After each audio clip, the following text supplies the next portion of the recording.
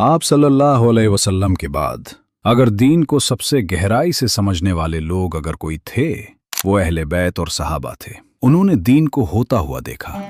हमने रसूलुल्लाह से सुना था, किसी अमल का नतीजा इरादे पर निर्भर करता है। और मोहम्मद सल्लल्लाहु अलैहि वसल्लम की सोहबत में रहकर अमल सीखा और तकवा में भी सबसे आगे थे। तो फिर आज हम चार इमामों को क्यों फॉलो करते हैं? क्यों ना सीधा सहाबा को ही फॉलो करें? इस सवाल को समझने के लिए हमें थोड़ा हिस्ट्री के सफर पर जाना पड़ेगा।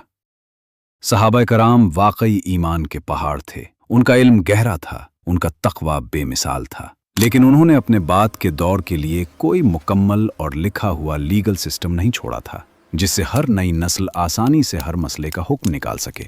उनका इल्म हदीस की रिवायतों, उनकी फतवात और उनके ज़ाती फैसलों में मौजूद था, लेकिन एक जगह मुनज़्ज़म तौर पर जमा नहीं था। फिर वक्त बदला। इस्लाम अरब से निकलकर फारस, मिस्र और सेंट्रल एशिया तक फैल गया। नए लोग मुसलमान बन रहे थे, नए मुआशरे सामने आ रहे थे और उनके साथ नए सवाल भी पैदा हो रहे थे।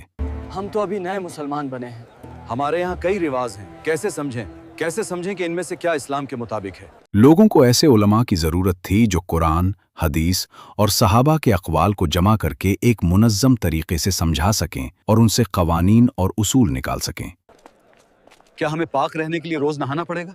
हमें ऐसे लोगों की जरूरत है जो हमें सही राह दिखा सकें। यहीं से तारीख में चार अजीम इमामों का जिक्र सामने आता है। अबू हनीफा कूफा में, मालिक इब्न अनस मदीना मुनव्वरा में, अश-शाफ़िई जो अरबिया और मिस्र के दरमियान सफ़र करते रहे, और अहमद इब्न हम्बल बगदाद में। इन बुजुर्गों ने इस्लाम को ईजाद नहीं किया, उन्होंने अपनी पूरी जिंदगी कुरान, हज़ारों अहादीस, सहाबा की राय, अरबी ज़बान और उसूल शरीयत के गहरे मुताले में गुजारी। इमाम शाफ़िई ने तो यहाँ तक किया कि उन्होंने इब्तिदाई दौर की एक अहम किताब लिखी, अल रिसाल, जिसमें यह बताया गया कि इस्लामी कानून को किस तरीके से समझा और इस्तिंबात किया जाता है। यानी उन्होंने सिर्फ जवाब नहीं दिए, बल्कि एक तरीका और मेथडोलॉजी तैयार की। आसान मिसाल से समझो, सहाबा आसमान के सितारों की तरह थे, रोशन, हिदायत देने वाले, लेकिन इमामों ने उन सितारों को मिलाकर नक्षत्रों की सूरत दे दी, ताकि बाद की नस्लें उस आसमान को देखकर अपनी मंजिल पहचान सकें।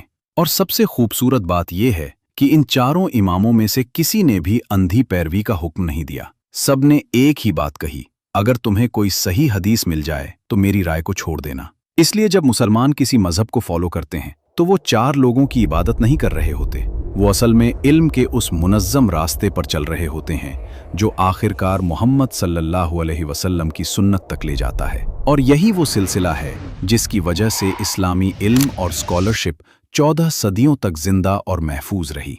इल्म की एक अजीब हकीकत होती है, जब इल्म बेनिज़ाम हो जाता है तो लोग उलझन में पड़ जाते हैं, लेकिन जब इल्म उसूल और तरतीब के साथ हो तो वो पूरी तहजीब को जन्म देता है। चार इमामों ने कभी रसूलुल्लाह सल्लल्लाहु अलैहि वसल्लम की जगह नहीं ली, उन्होंने बस इल्म के ऐसे रास्ते और उसूल बना दिए जिनके जरिए हर दौर का मुसलमान आसानी से नबी सल्लल्लाहु अलैहि वसल्लम की सुन्नत तक पहुंच सके।